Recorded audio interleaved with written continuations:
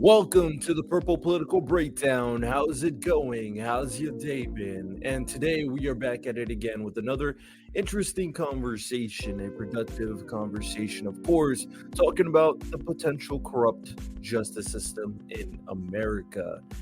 We are back with consistent scheduling, of course, and I will give you guys a little backstage knowledge. There was a lot of changes made, shifting to a different platform for the podcast and making some necessary changes overall. We're back to consistent scheduling. Every Monday and Thursday, you will hear an episode, 8 a.m. EST, to all your podcast platforms you can listen to: Apple Podcasts, Spotify, Pandora, and you can rate us a 5 stars over there. You can hear it also audibly on YouTube as well, and then see us on the Roku app, of course.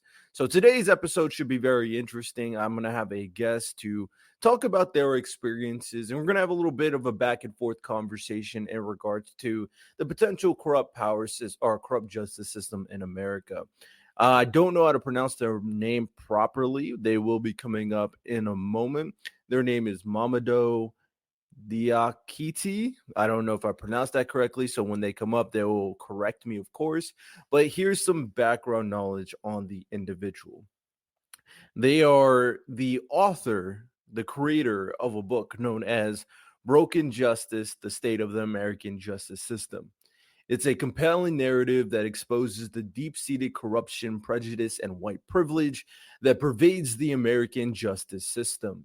Despite the author's reverence for the nation's judicial system, he finds himself disillusioned by his personal experiences of injustice, particularly within the family court system.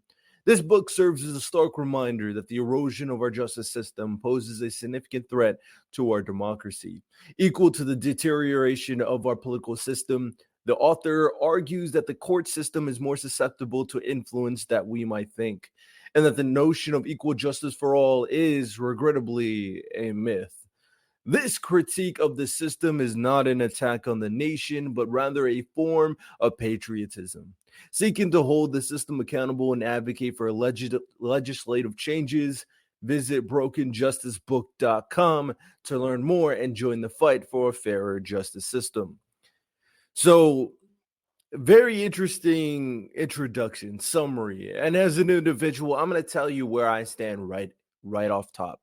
Do I think that there can be somewhat of a unfair, potentially biased justice system, arguably corrupt in some cases? Of course, nothing is perfect. I'm not ignorant to think so.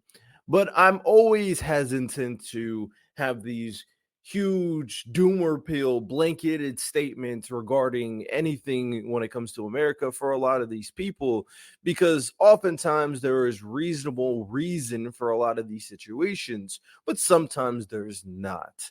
So we're going to have a conversation because we're going to focus on the final sentence that he said. We're going to focus on creating a fairer justice system, because improvement is something that we all can appreciate.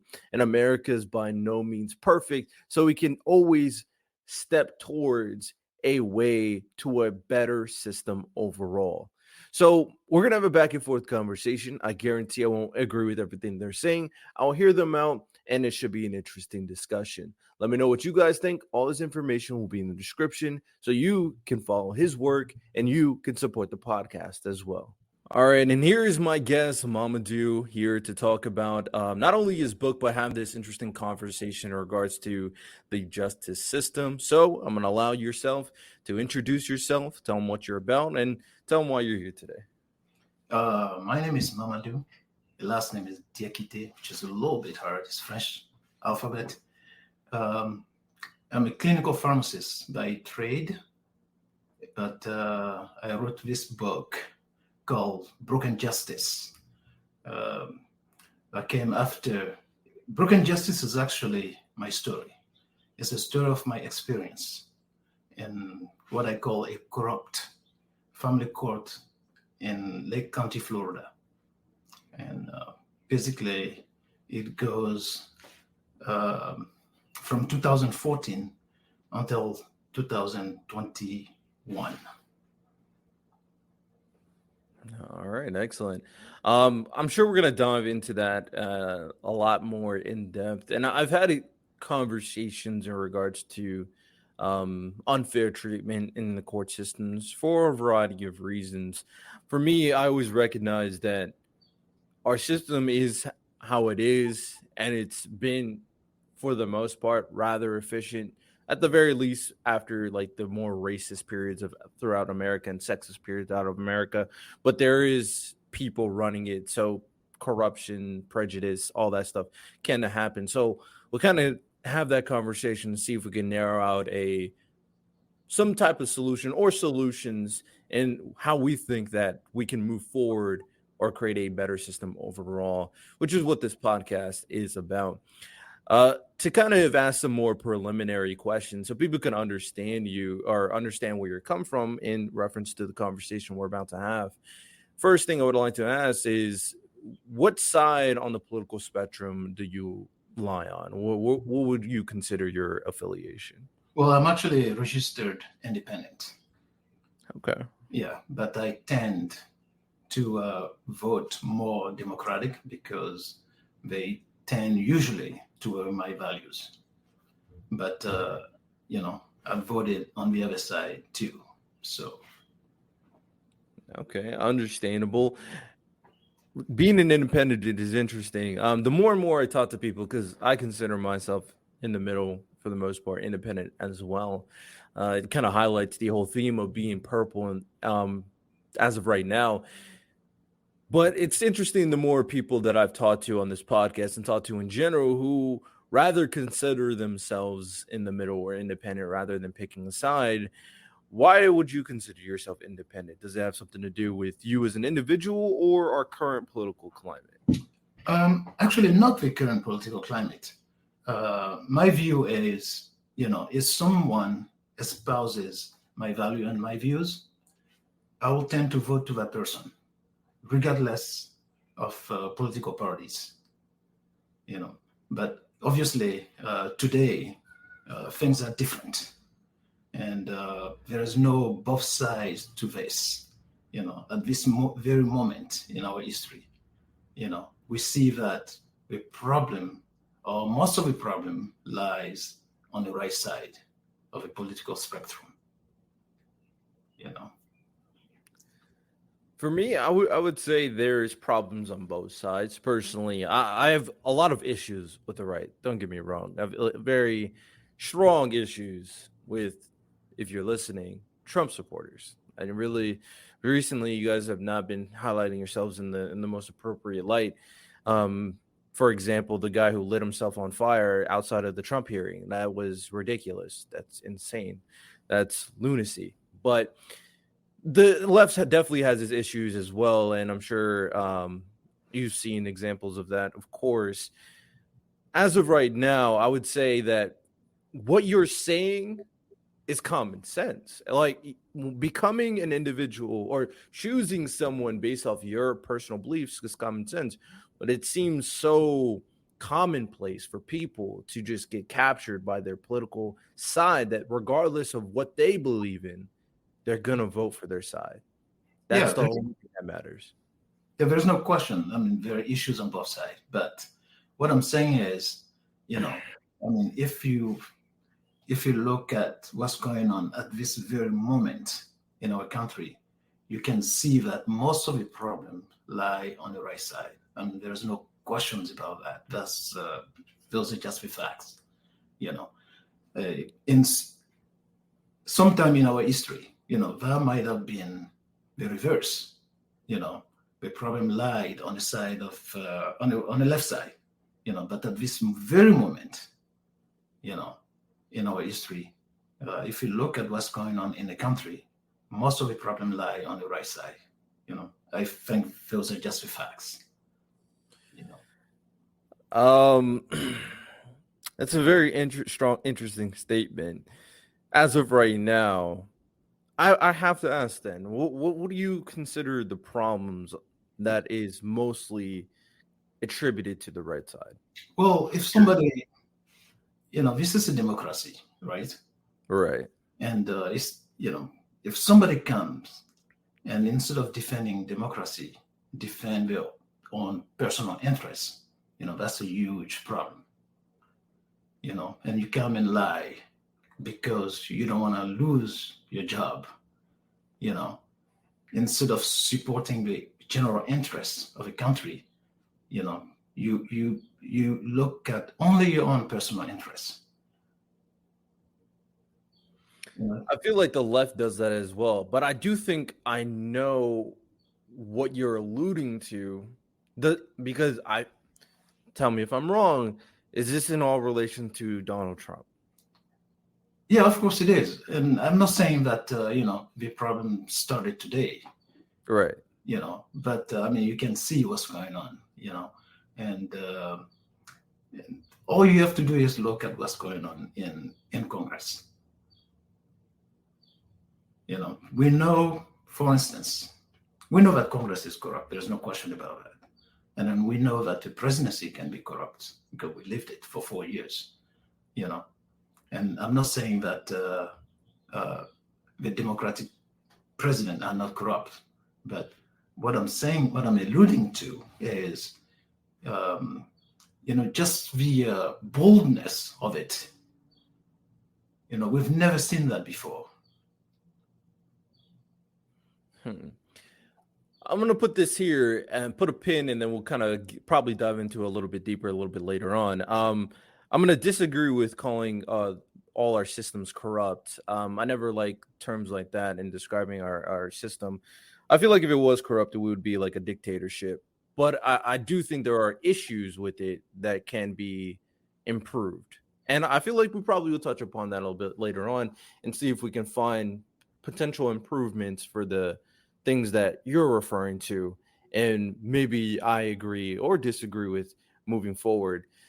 Another question I do have for you is, do you believe that as of right now, you talked about the right, talked about the left a little bit, in terms of our both political sides, that we're as the most divided we've ever been? Well, I cannot say that we're most divided. Well, since the Civil War, I'm sorry. Yeah. I always have to preface that, since the Civil War. Yeah, well, if you go, since the Civil War, well, like in the 1960s, for instance, the civil rights movement and all that, the country was very divided. With if you look at, the issues with the Ku Klux Klan and all that in the 1960s, and even, the population who were against the civil, I mean, who can be against human right? Who can be against civil right? So like the 1960s were a very turbulent, era in our history. But I cannot really say that today is actually worse than the 1960s, except for the fact that we've never experienced in the history of the country like elected official trying to reverse the result of an election. Fair. Yeah. Yeah. Yeah, I think Trump is a very particular case, and I'm not happy with a lot of things. I'm very curious to how the hearings and everything goes. I'll probably talk about that a little bit more depth later on, based on how the Supreme Court hearings, the outcome of it comes out when it comes to Trump's immunity plus Trump's trial regarding the Stormy Daniels stuff. But that's a time for another day. Yeah, I hear what you're saying, definitely, when it comes down to the 1960s and the civil rights movement. At the very least, there was a movement towards a better place in terms of civil rights, and we eventually got there. As of right now, I don't even know if there's any common place between the left and the right. Like, what do we agree on? I guess that's the only thing that I'm cautious about as of right now. I guess the only thing you could say the left and the right agree on is both of them seem to hate the government, which is actually kind of crazy. So, yeah, that doesn't really bode well if both sides think the government is corrupt, the left and the right. So we'll see how that takes place. Yeah, the good thing about this is, the country get to a point every time where it reverses everything. For instance, like in the 1960s, there were like assassination of leaders, Kennedy, Malcolm X, Martin Luther King, and all that. You know, Right. I mean, that's you cannot compare that to today. You know, Agreed. Yeah. for some reasons, we got together and and reverse the situation, and I think that's going to happen. Again. You know, and people are saying the country has never been divided as it is today, but and then people are worried about another civil war, and that I don't think we're going to get there. There's no question that we're going to get there, and the situation is going to be reversed as usual. I mean, this is a great country. It's the greatest country in the world. I mean, there are issues. There's no questions about it. But for some reason, people always come together and change course. And I think this is going to happen again. I'm willing to agree to that. Unfortunately, at those times when everybody eventually comes together, it's after a disaster, typically, after something tragic happens. And as of right now, with all these tensions, something tragic might happen, whether it's in relation to Donald Trump or Ukraine and Russia or Israel and Palestine, or maybe it's this whole stuff with TikTok. Yeah. So maybe that something is going to cause a lot of uproar, and then afterwards we might be able to come together. So Yeah. I hear you.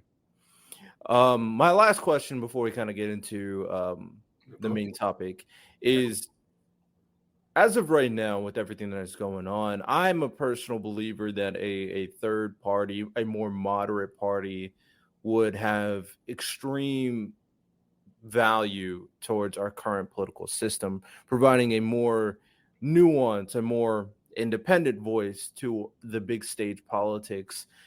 Do you believe that a third party would be a benefit for our political system and our country today? Well, I hear that a lot, but I don't really believe that because I mean you have to go from the foundation. I mean the political system is based on money. As long as there's money in politics, regardless of how many political parties you have, the system is not going to be fixed. You just have to take money out of politics. Then everybody goes on the same base. So if you have like millionaires, financing somebody's political campaign, they cannot compare to like a third party candidate who doesn't have any money. So you cannot get there. And if you get there, I mean, you would have to be corrupted by someone, and they have something on you, so you have to pay them back. So the solution for me is take money out of politics.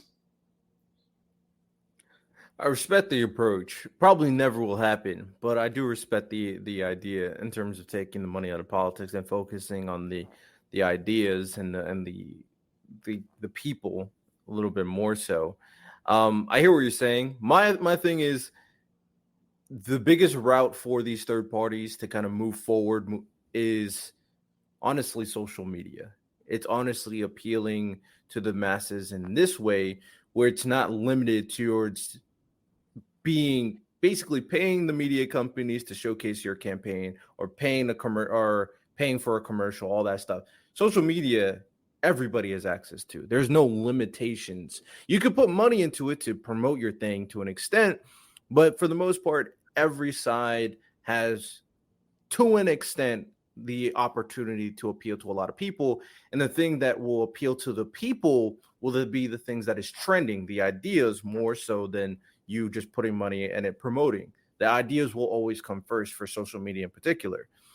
And that's why someone like RFK, who's actually stealing a lot of votes from Trump, apparently, which is kind of interesting. I expected him to do more so to Joe Biden. Him appearing on a lot of these podcasts helped his campaign tremendously. Appearing on podcasts, appearing on social media, in addition to everything else. Yes, he has a lot of money. He's a Kennedy, of course, but going on social media really changed a lot of people's perspective, gave him another opportunity. Another one who I wasn't a big fan of, but he gained a lot of popularity out of nowhere is Vivek. Vivek went on a lot of podcasts, went on a lot of social media, and people got to find out who he is that way. So if any way for third parties to be more influential, I do think it will be through social media, and I do think voting reform probably would help as well. I'm a big advocate for voting reform that adheres to people's wants more so than our current system, where it's a more of a lesser of two evils type system, where it's like it's only going to be Biden or Trump. I only can vote for these one of these two, so unfortunately, I can't vote for Nikki Haley or Robert F. Kennedy because they're probably not going to win. So that's something I propose. I probably say it every podcast episode because I do think it's a good idea. But curious your thoughts about what I just said, and then we'll kind of move on. Yeah, well, I think you have to be well known first if you want to go on social media. If you're somebody like me that nobody knows, right? Right, fair. When I run for president and I go on social media, obviously, no one, practically no one is going to listen to me. But if you're well known, I mean, I've tried this, for instance, like when I promote my book, for instance, right? Nobody's ever heard of me before. So when I first come, and there's not very much interest. What I learned is I actually have to put, like you said, a bunch of stuff on social media for people to see it first before I actually come and talk about it. So you have to be known first. Right. Yeah. Before you can make an impact. Oh, of course. Not anybody could just create a third party, and become a guy. That's ridiculous. But yeah, I agree to that. You definitely need to be known, and that's what it means to be president. Every single one of these candidates have to be known. Joe Biden built himself, being in the Senate, being under Obama throughout the years, got a lot of money, very known. Donald Trump has been a celebrity before he was ever in politics. Like, everybody knows who Donald Trump was. Man was on WWE and that other show, Shark Tank. So Donald Trump was extremely well known. So the best way as of right now is notability for sure. You got to get known. You're not going to be president if nobody knows who you are. That's very true. All right. So with that said, let's kind of get into the main topic. And I'm going to give you the floor. Can you kind of tell us about your book? Why did you create it? And then kind of go into a little cliff notes on what it's about. Yeah. Okay. Well, my book is usually about the state of the justice system in our country, and I was motivated to write it because first I saw, maybe I was naive, but the way I saw the court was like, there's nothing like this. They couldn't do anything wrong until I actually had an experience in a court. And what I saw was totally different from what I was thinking. I saw that, for instance, the judges were not what I thought they were.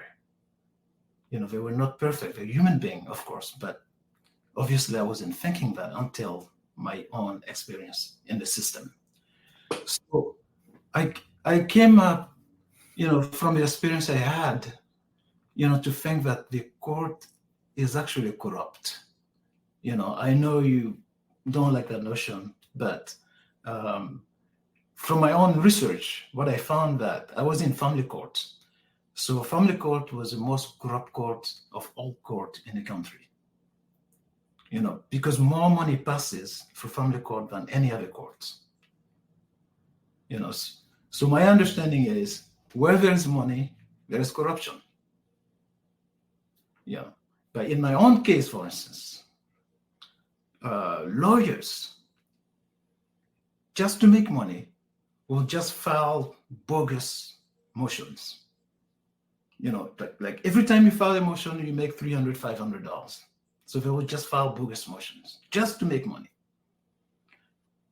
And they all have their staff email each other, for instance, because every time they email each other, there is a charge to the client just to make money. That's another one. And when I talk about corruption, for instance, The court I was the Fifth Judicial Circuit. On the Fifth Judicial Circuit on website, it actually says that the judge cannot engage in ex parte communication, which means the judge cannot talk with either side outside of the normal course of the judicial proceedings. But in my case, the judge did. And his rulings on the case was based on conversation he had with the other party outside of the normal court proceedings. And that's wrong. That's wrong. And in Florida, where I live, there is a statute that says that if a litigant files a motion to disqualify the judge should disqualify himself. But I filed a motion twice for the judge to disqualify himself. He refused to do so. And I filed motions to ask the judge to explain his rulings. He never explained his rulings. So someone like me, who doesn't have any power, in that case, what do? Who is the judge accountable to in our system? So that's the question. So all I have to do, because I had exhausted all avenues, the only thing I could do is turn to the court of public opinion and make my case. And that's what I did. I wrote a book about it.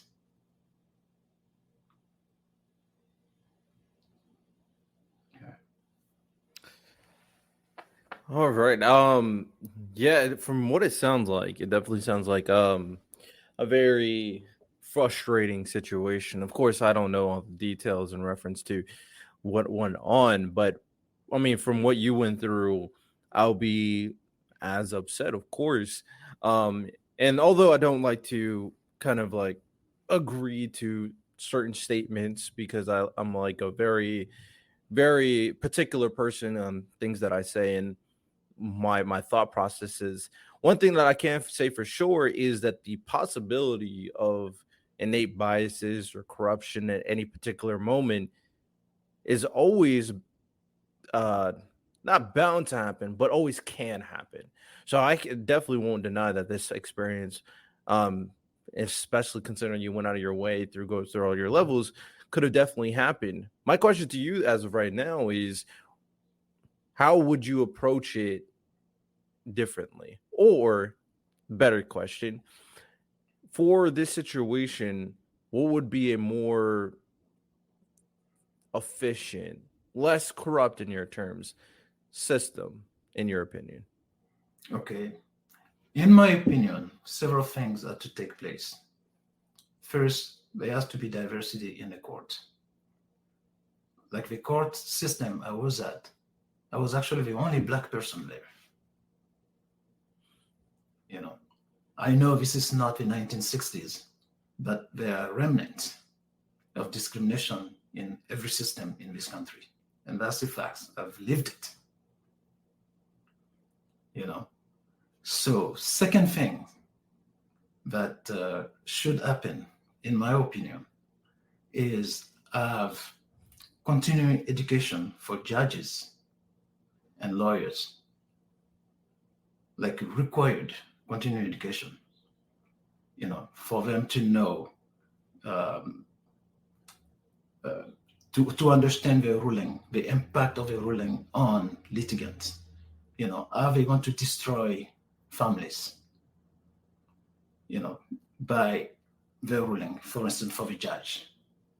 You know, is the lawyer who advises his client to commit fraud, how is that going to impact the children, for instance?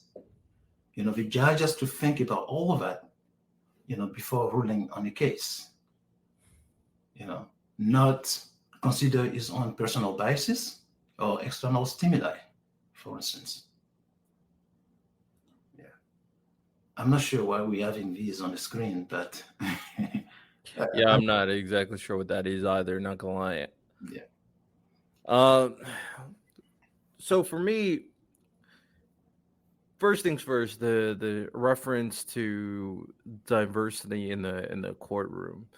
I mean, usually it's particular based off like who's in the community, who's getting hired. It sounds like more of a thing that you want in reference to affirmative action, which is well, for schools is not there. For jobs, it's still there. There's really no case against affirmative action there. Uh, so is that what you're asking for? More affirmative action? Oh no, not affirmative action at all.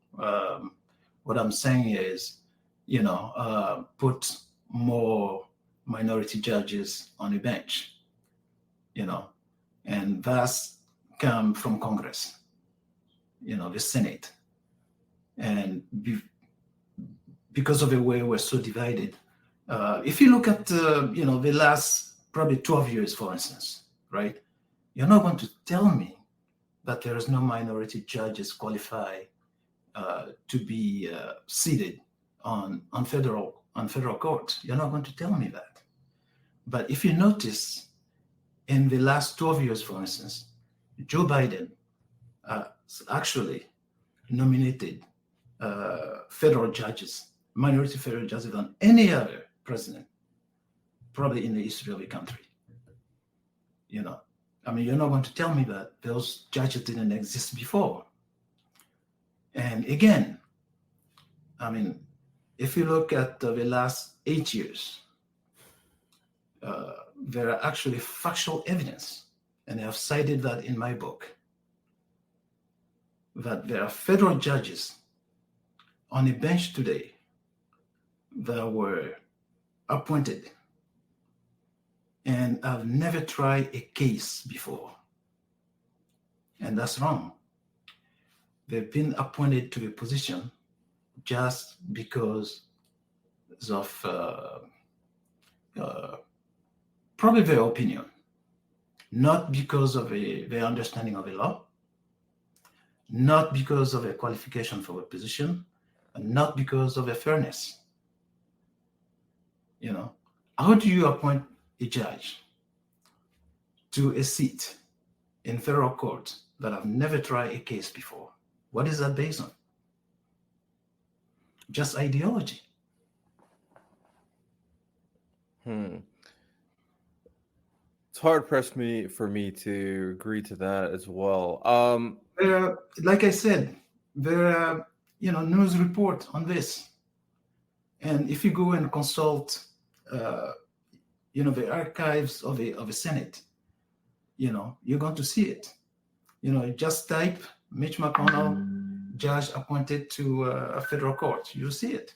There are judges on the court today that have never tried a case before they were actually seated on federal court. But does that mean they're unqualified? Well, the organization that governed the profession actually said they were unqualified. Which organization is this? Well, the American Bar Association said Mitch McConnell was unqualified. Not Mitch McConnell. The judges he considered and helped to be seated on federal court.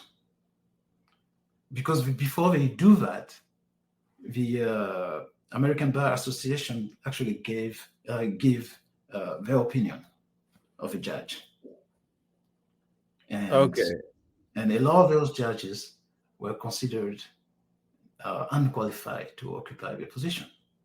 And those are the facts, it's there. Okay, you're saying that you're saying the American Bar Association says there's certain judges, federal judges right now that are unqualified. That's correct. And those are the facts. Okay. Do you know who those judges are? Yeah, I cite them. I cannot tell you the name now because I can't remember the names, but I actually cite them in my book, and I actually give a link to the news article that actually cite those people. Okay. So as of right now, you think that unqualified judges should obviously not take helm regardless if they have experience or not.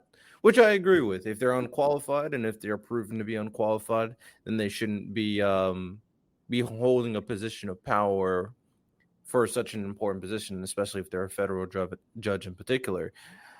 In your situation, do you know if your judge was unqualified or not? No, I'm not. Obviously, I don't know the judge, but I think that um, uh, I don't even know if uh, I don't know. I don't even know if the judge discriminated against me. But I think that because he had private conversation with the other party outside of a normal court proceedings, I think he was influenced by that. And again, you can go by the history. I go when I make this statement. I go by my experience. I also go by the history of the country. You know, I cannot omit that into making this statement. You know, because the history of a country is part of us. Right. Yes, and some people may make decisions based on the way they grew up, and that's part of them. That's part of their values, and you cannot take that away from them. That's why when you decide to appoint judges into seat in the federal system, you have to make sure not only that they're qualified for the position, but you have to make sure that this person will be fair making decision. You have to make sure that this person knows the law. Because the Constitution is very clear on this. The judge can only rule on cases based on the facts and the law. So if a judge puts aside the facts and the law and rule on a case based on his personal biases and external stimuli, he is out of his range. He cannot make that decision. He's not God. He's governed by the Constitution. And that's all he can do, regardless of his own personal opinion. But that's not what happened in my case. The judge is not able to explain his rulings. And he doesn't want to take himself off a case because his own personal egos, maybe. Okay, so there are some potential things that were said so far. As of right now, in terms of the discussion, whether or not, or not discussion, but in terms of the fact of the matter of being qualified or not, I mean, I think that's something we can unilaterally agree that a qualified judge is the best judge, especially in positions of power in terms of a federal judge, of course. And that alleviating themselves from any bias when making a case is also something that is necessary. Being objective based off the facts of the matter, more so than anything else, is what matters most. So qualifications is something that should be a little bit pretty factual, pretty objective, and there really shouldn't be any exceptions to that to an extent. But when it comes to determining bias, there has to be a certain level of accountability to ensure that you can catch them in potential bias or potential corruption, as you say. How would you enforce that accountability? Or how would you determine if they're being unfair? Well, to determine if the judge is being unfair, you just have to look at the facts. Like in my case, for instance, my ex-wife and a lawyer fabricated a fraudulent document and filed it with a court, which I point out errors in that document, for instance. And the judge actually dismissed all my exhibit because the other side said that they were self-authenticated. So I told the judge, okay, you just dismissed my exhibit because you said they're self-authenticated. These people actually manufactured a document and file it with the court, would you call that document self-authenticated? The judge is not able to respond to my question. Now, there is a body in Florida where I live, which is called the Judicial Qualifications Commission. That body is supposed to, like if you file a complaint against a judge, they're supposed to go over the complaint and decide if they should sanction the judge or not. That body is actually composed of lawyers and judges and a few lay people who are actually appointed to the body by the government. So obviously it's not going to work well. I'll give you an example. A few years ago, there was actually a Florida government agency that did a study about the Judicial Qualification Commission. 781 complaints were filed against judges in Florida. And the commission only sanctioned 5 judges out of 781. And then the commission is actually supposed to ask the Supreme Court, who actually decide to sanction the judges. So when that agency refer the case to the Supreme Court actually found their recommendation to be too lenient. So the Supreme Court actually imposed a sanction that was more severe than the sanction actually suggested by the Judicial Qualification Commission. So NBC actually did a study about the Judicial Qualification Commission in several states. And they found that the fact that not enough judges are being sanctioned, that doesn't mean that the system is working perfectly. It just means that the Judicial Qualification Commission is not doing its job. And I'm paraphrasing this. So that's why I talk about corruption. If you're not willing to sanction your own, where do we go? Yeah, I definitely hear you out. In this situation, there can be a little bit of a certain level of, fraternization between judges, lawyers, of course, and know each other. That, same thing with something like the a police department. They want to protect their own. The same thing happens in the military. You want to protect your own, all of that stuff, which is, I get it, because having trust in your comrades, that they're going to be the closest people to you. But at the end of the day, you got to keep a spade a spade. If they're doing bad work, they need to be held accountable. And if the commission that you're referring to is not doing their job, if they're letting their feelings come in their way, or their potential innate biases get in their way, then that's not making a more efficient system. Yeah. How would you create a more efficient system? Well, let me talk about these two studies first. Like the first study was done in Florida. The first study was done by a governmental agency, which means that they're not biased. And it found that the Judicial Qualification Commission is not properly sanctioning judges. And then NBC, the study done by the NBC, came to the same conclusion. Which means there is a problem. In my view, like I said, you didn't agree with that before, but I think Congress is corrupt. And I think the presidency can be corrupt because we lived it. Now, in my view, I thought the judicial system was perfect, that I was wrong, obviously. But in my view, if the judicial system becomes like the two other system, then we will have no more country. Because what happened, during the Trump presidency, if we didn't have if we didn't have a good judicial system, this country would not be here today.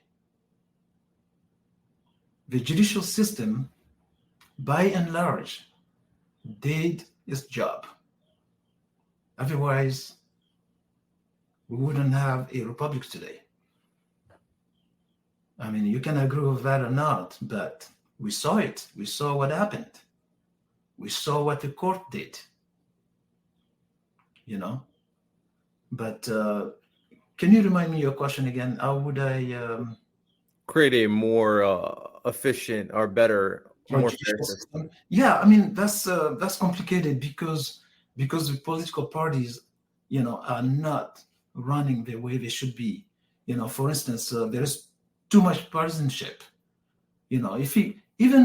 If you go like probably 15, actually 20, 30 years, back when, we had, a senator like Senator Byrd from West Virginia, who everybody knew to some extent that he was racist, but people were actually talking to him and coming to a consensus. But you cannot have that today. You cannot have that today because there are people in Congress that actually, at any time in their existence, planned to be there, and suddenly they found themselves there, and they don't know how to do the job because they have no idea how to do it, and they just want to be on TV. And in that case, I mean, you cannot come to any type of consensus and vote laws and make this country better. You just can't. You have to go past that. You have to elect people with pretty much your same value, who are going to go out there and do the job for the general public instead of their own personal interest. But in this age of time, it's very hard to find those kind of people because of the partisanship. So, yeah, like I said earlier, I don't agree with the concept of the systems being corrupt. If you want to say systems in the corrupt in the past, that's perfectly fine. I'm not angry with it. Of course, we went through a lot of turmoil. Can there be corrupt people? To an extent, people are going to work towards their own potential interests. I mean, the whole process is working towards your interests. I mean, you're a voter, you vote for someone who aligns with your interests. That person goes in, they do things that aligns with their interests, believing that it aligns with other people's interests, and it kind of goes from there. The problem is making sure that people are being held accountable, that they're doing the job that they're supposed to be doing, of course. But the bipartisanship can be a problem because one side's interest can trump all. That's what will happen in Congress, of course. I wouldn't say that's corruption. It's just more of a situation of bipartisanship, which is a little problematic to me. When it comes to the executive branch, kind of similar way. They kind of go along with the interests of the president, who's supposed to be adhering to the interests of the people. But of course, it can get problematic when you have someone like a Donald Trump in there who wants to step over the line in terms of his influence and his power. But overall, I think it's been fine. I just don't like Donald Trump in particular. I think he's just going too far, and he's created a very toxic culture of belief from the right in terms of the government where they all think it's corrupt. As for the judicial system, I do believe that the judicial system is going to have problems just like the other branches. And the biggest thing, as you said earlier, is finding a way to make sure we're holding certain people and certain systems from top down accountable. Like you said, that the Supreme Court found that the judicial association was too lenient. So the Supreme Court realized, yeah, they're not being held accountable. You said a government agency said they're not doing their job correctly. And then you have an independent private corporation and an NBC saying they're not being held accountable. So we, as a people, and why you created a book, At that point, our voices need to be heard too. And that's when public opinion needs to step in and really being more of an advocate. And what I say consistently is that if you want something at the local level to change, expecting the federal government to change it immediately will be impossible. You have to change it locally. And in order to do that, you have to be an active member of your community.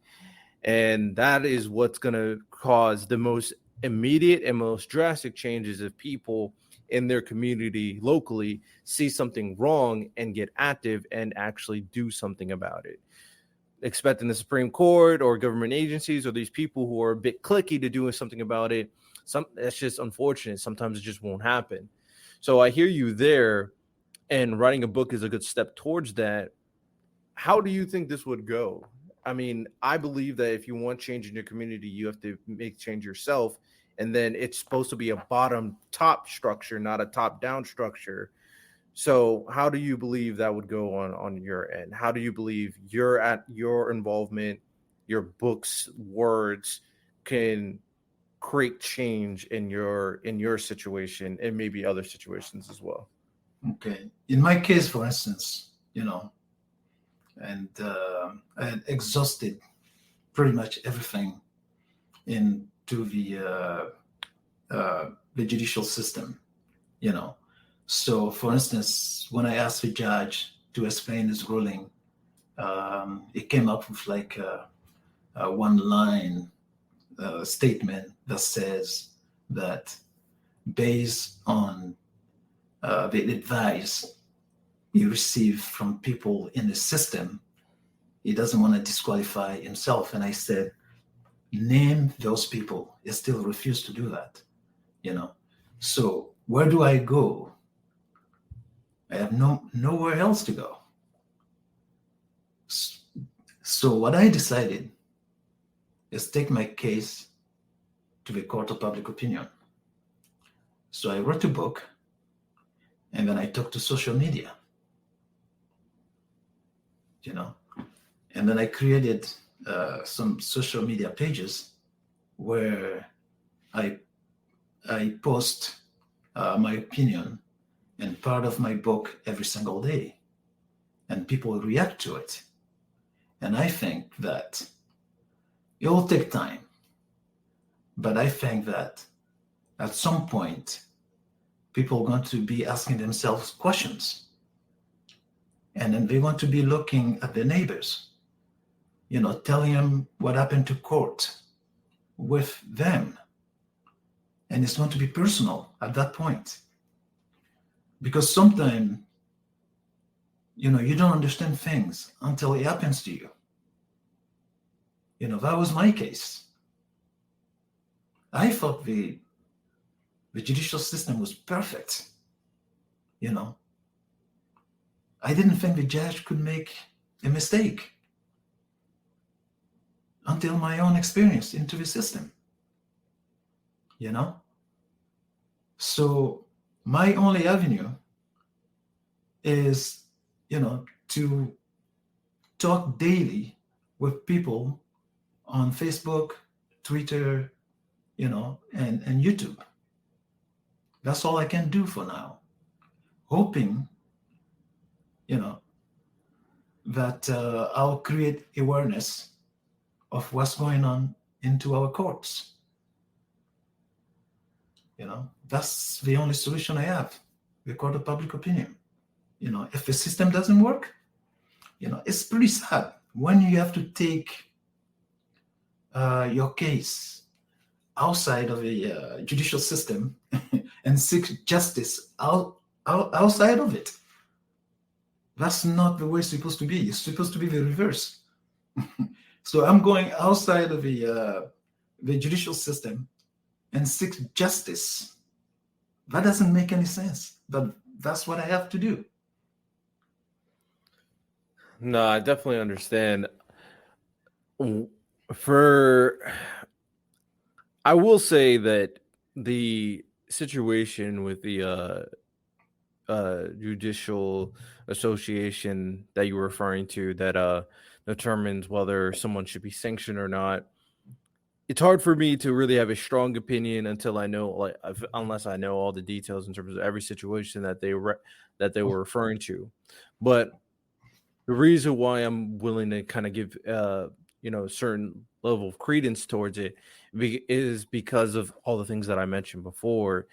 It potentially being a little bit clicky and making sure that they're not that the right people are not being put in position to hold others accountable. You have to make sure those people are not kind of just helping out their fellow judge, fellow lawyer, etc.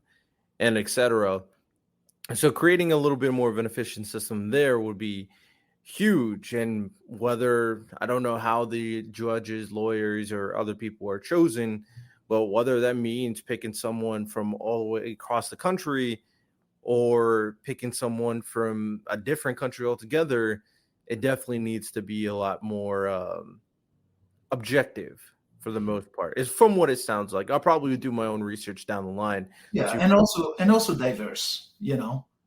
Yes, not only objective but also diverse. Sorry about that. I was getting a call here. No, you're fine. Diversity to an extent as well. It provides more perspective. I care more about whether or not you have proper perspective than diversity. My biggest thing is, do you truly have an understanding of the world, other people's experiences, all that stuff? Because regardless of who you are, if you're ignorant and very narrow minded, then your opinion is going to be very one sided in terms of its value. Yeah, we shouldn't also dismiss, the history of a country. If things just don't disappear overnight, you know, you can be biased. I mean, there's no question about that, and that's where diversity comes from. And I'm not saying, just put people that are not qualified in this position. What I'm saying, consider the consider the pool, like everybody. You know, don't just look at white people or black people. Just take people who are qualified to do the job, and don't just look at one group. You know, look at the whole group and pick them, regardless of skin color. If they're qualified, you know, use them. That's all I'm saying when I talk about diversity. You know, and then we know that, yeah, in some places, a white applicant would be considered more than a black applicant, for instance. I mean, we know that that's the history of the country. There's no question about that. Right. Yeah. But also, to be fair, it works the other way around too, where there's people who Oh, yeah. rather hire black people than white people, Yeah, LGBT. to less extent, to less extent. Yeah. Yeah, I mean, because there's more white people in the country Yeah, than exactly. Yes. black people. But I always like to be fair, which is why I always play a little bit devil's advocate to the situation. Yeah, and But understand.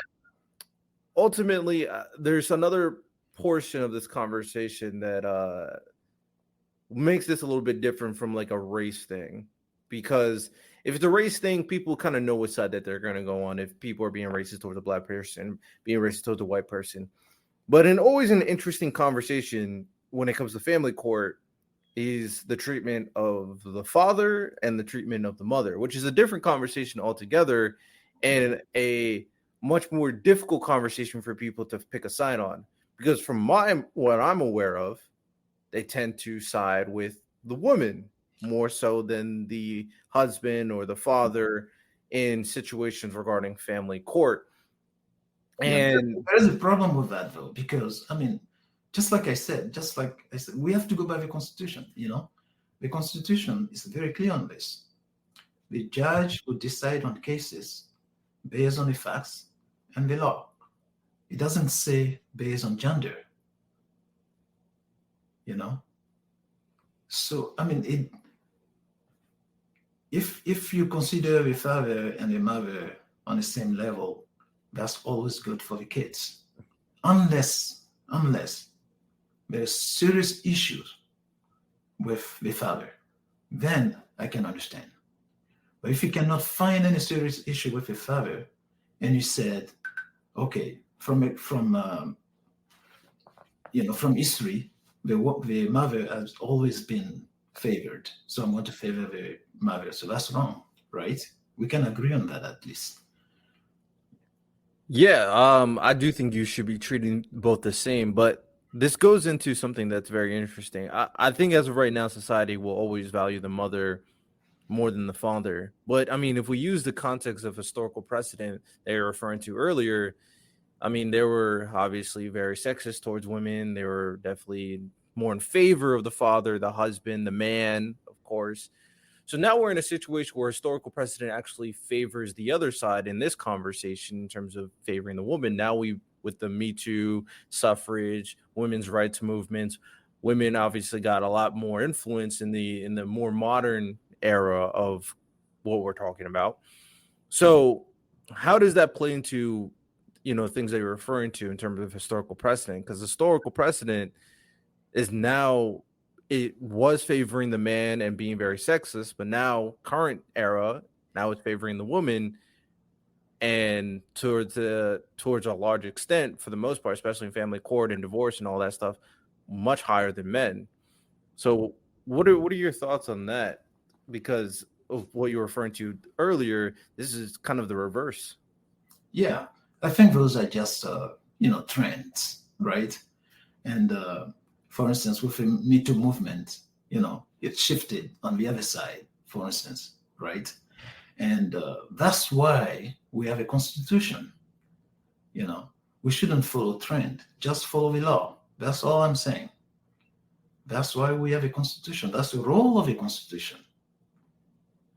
If you're stuck on one side and stuck on the other side, you agree and come to the middle and use the constitution and solve the issue. And most of the time it works, until recently when there's a little bit of partisanship on the Supreme Court. But the Supreme Court actually has been pretty good in our history. At one time it was very racist, but, like in 1954, for instance, right? With, the school busing system and all that. The court was racist, but they came up with a solution, But if we always fall on the Constitution, and I understand that most people have not read the Constitution past the First and Second Amendment, that's fine. But if we always fall on the Constitution, and read it clearly, we can always come up with a solution. That's my position. We should always follow the law. And like I said, in my case, for instance, I go by the facts, the evidence. Although the judge dismissed all my exhibit, like 81 exhibit. He dismissed all of it. But I said, I always go by the facts. And I go by my experience. When I talk about this thing, I go by my experience in the system. And I always also go by the history of the country. And I think we should always include the history of the country.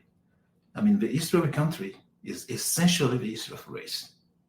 No one can challenge that statement. It's a matter of historical record.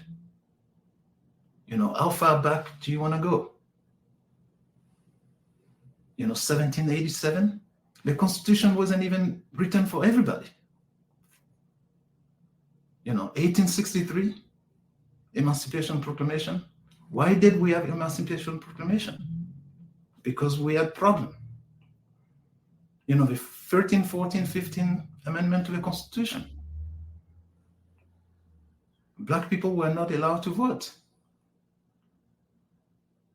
Right, but your situation sounds like a situation more between husband and mother than race. Well, what I'm saying here, you cannot discount race. You cannot discount race in this country. It's part of the history. That's our history. No, I don't deny it, but do you believe race had anything to do with your situation? Of course, race has to do with my situation. If you read the book, which I have a copy here, you're going to see it. Like I said, when I went to court for the first time, I had never been to court before. When I went to court for the first, I was naive. I thought the judicial system was perfect. That's what I thought. until I saw lawyers do the things I couldn't imagine, until I saw the judge go against what is written on the Fifth Judicial Circuit own website, that the judge cannot have conversation with a litigant outside of a normal judicial proceeding. All right, I do have to ask this then. Is your wife not the same skin color as you? No, she's not. Oh, so she's a different skin color. Yeah, she's white. Okay, understood. Yes. Yeah. So do you think this had more to do with the fact that she was white, or? Well, I don't think it's because she's white.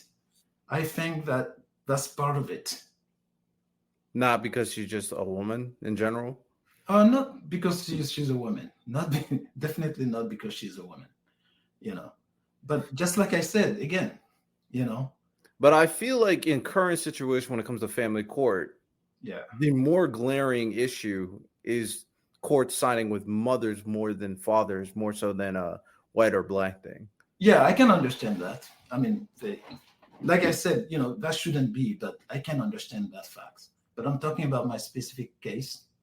For instance, when a judge allow the other side to, first of all, one of my ex-wife lawyer advised her to file a claim of disability, so I can pay child support at even higher rates. So he advised her to file for disability with Social Security, which Social Security actually rejected, right? And then they subpoena a medical professional to come and support a claim of disability.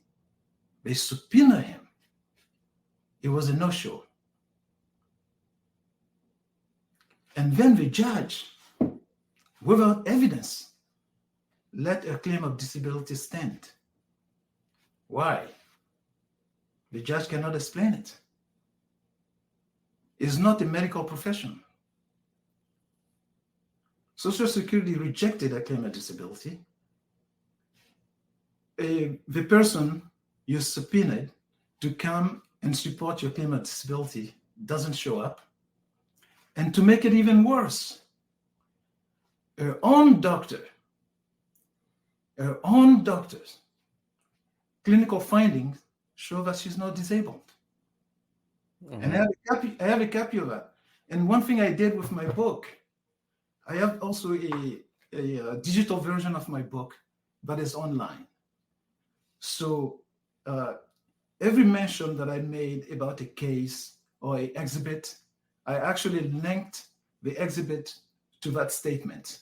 So you can open it. For instance, when I said that the judge ordered me to pay another $53,000 in child support, while the clerk of the court actually sent me a letter that my child support obligation was satisfied. So I have a copy of that letter also. So when you read that, you can click on it and it will come online. You can see it. And when I say that the judge dismissed my exhibit, you can see it. When I also said that the document we filed in court was fraudulent, self-authenticated, you can click on it and pull it and see it. And I made sure everything I say in this book, was based on factual evidence. That's why I said I go by the facts, and I go by my experience, and I go by the history of the country, which you cannot dissociate from all of this. Okay. And my last question, this might be, I'm just curious. Is she like from America as well? Well, that's another thing. She was actually born in Canada. I mean, that's close enough, not gonna lie. Canada, yeah. America. Yeah, it definitely sounds like. But let me tell you this. Although she was born, they actually hired a gardener item, And then she said that I cannot take the kid. I was born in the Ivory Coast, right? Right. Where the kids have actually been there on vacation. And the gardener item said, take the kid's passport away from me, you know? And I cannot take the kids on vacation to the Ivory Coast, but the mother can take the kids to Canada. Yeah. Why do you think that is? And actually, that's actually been researched. It's called Western bias syndrome. Yeah. In your situation, after hearing some of these details, I could definitely see how there would be a lot of bias against you. Yeah. I mean, she's the mother, she's a woman, she's white, and she's from the West. Yeah, unfortunately, that does sound like it. There's a lot of potential bias in that situation. So, having a clearer picture, I can understand why you believe that diversity could have helped in the nuance of the conversation. I do think in those circumstances, oftentimes people from other countries, immigrants, you can see times where they're not getting the fair situation because of the potential bias nature. We see it both with men and women in terms of women and fathers, and sometimes we even see it between black and white people too. So you just got confounded with all three at once. Yeah. It cannot get worse than that, right? It's definitely a lot.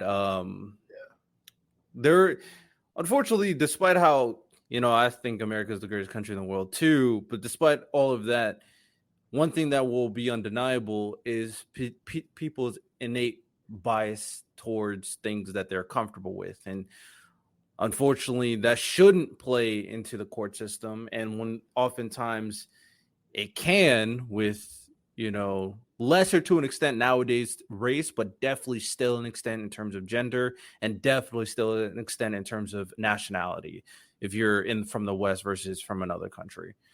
So, yeah, those are situations that I do think at that point they should be held accountable, that they are doing a fair process and creating a situation, whether is making sure that the judge is being held accountable, or at the very least, the next level is making sure that they're held accountable. That should be a more stringent process, 100%. Yeah. But yeah, your story is something that I'm sure is not uncommon for a lot of people. Matter of fact, both my parents went through similar situations, and my mother won that as well. So, although I wasn't there, I've heard a lot in terms of the situation. I won't put it on air just in case certain family members might hear it. I'm not trying to get a phone call. I'm not trying to do all that. Yeah. But as of right now, from what it sounds like, we definitely need a process to hold certain levels of power more critically held accountable. I mean, we've said this for a couple positions, not going to lie. So this might not just be a court system, even though the court is a very valuable product of our entire country, but also whether it's like a police chief or whether it's like a superintendent or a principal at school, we should have ways to hold them accountable. And in your situation, making your voice heard is definitely a step. Is there anything in particular, any like last remarks that you want to make in terms of tangible change in a particular area that you think will be a benefit that is also realistic? I get trying to take money out of certain areas. It's just not going to happen, unfortunately. Yeah, it's going to be hard, especially with no bipartisanship. But, that should be actually something we should all agree on, take money out of politics, and that's going to change a lot of things. But what I was going to say is, before my experience, I was very naive, actually, and I think this is the greatest country in the world by far. There's no question about it, but I think there are problems. There are definitely problems. And to solve those problems is going to be very, very hard, because the standard, if you have advantage in a system and that's being questioned, right? and you tend to be defensive. You know, instead of talking about it and solve issues. I'll give you a specific examples. In Florida, where I live, um, instead of facing criticism of discrimination, you don't want to face that, so you start banning books, for instance, because you don't want to make white kids, uh, feel guilty. Instead of addressing the issue, you just say, okay, we're going to ban these books. But that's not the solution. You cannot just take shortcuts and hoping that the problem is going to resolve itself. You cannot do that. Right. Yeah. You have to face the issue, talk about it, and come up with a consensus that everybody will abide by, and then we'll move along. I think that's the problem of this country right now, because nobody wants to talk about the issues. And that's a huge problem. That's why we're having all kind of things. And of course, people have self-interest. They want to make money, trying to denigrate other people. They don't care. They just want to make money. They want to take advantage of the situation. There are legitimate issues to be resolved, but they don't care. Self-interest. And there are bigger issues, which is a court system, for instance. I think we have to go back and look at the agencies, that govern, like professions like law, for instance, and agencies that are supposed to sanction judges, for instance. We have to go back and see the composition of those agencies. Who should be on that? Should it only be lawyers and judges? Should we bring more layperson into the commission? How that's going to change? How judges are going to perform? There is a lot of things to look at, but I don't know what the solution is. But I know that we have to revisit things that we're uncomfortable with. I know that for sure. Yeah, definitely make sure your voice is being heard is something is very important. Although I do think sometimes people protest for ridiculous means and sometimes go too far. At the very least, you're putting these issues on the table, which I respect more so than someone just forgetting about it and moving on, because you're kind of allowing the problem to persist. At the very least, when you put the issue on the table, you protest it, you make your voice be heard, you're at city hall, et cetera, we can discuss the matter and see if we can, kind of push forward or move forward with the situation towards a better place. If nobody makes a issue out of it, then nobody's going to discuss it. Nobody's going to come up with a solution potentially. For things like this, sometimes when it comes to these organizations, although the court system is objectively needed, the police objectively needed, teachers objectively needed, et cetera, et cetera. The problem is sometimes it can get stagnant. It can get kind of complacent. It can get kind of cliquey sometimes because you're around the same people and you want those people to succeed. So you got to get those outside voices, those people with different perspective up. Trusting someone's going to be objective will be very, very, very difficult. Even me, for me, I tend to take emotions out and are pretty objective, but I have certain friends, if they're in trouble, it would be hard for me to be completely objective with those people. So you got to bring in qualified people from other areas with no association.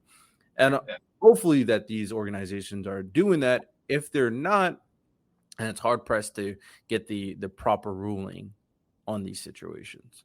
100%. Definitely. So, any final plugs before we wrap it up? Well, I have my book here, Broken Justice, like I said, and this is actually my experience in the family court system, and it's also the story of a judge, a story of a couple of lawyers, and a story of an ex-wife. Everything included here, and going through the whole process. Uh, you know, between 2014 and 2021, but it's actually between 2010 and 2024 today. You know, and we didn't go into the detail, but if you go on my website, brokenjusticebook.com, you can find more information about the book, more information about myself, and I actually have a summary of a case, for people who didn't read the book to actually understand the detail of it. All right, excellent. Well, make sure you guys check that. The link will be in the description, of course. You can go check out his book, and you can, of course, let me know what you guys think on my website as well. Hope you guys enjoyed. Rate 5 stars if you did. Y'all have a good one. Take care and peace.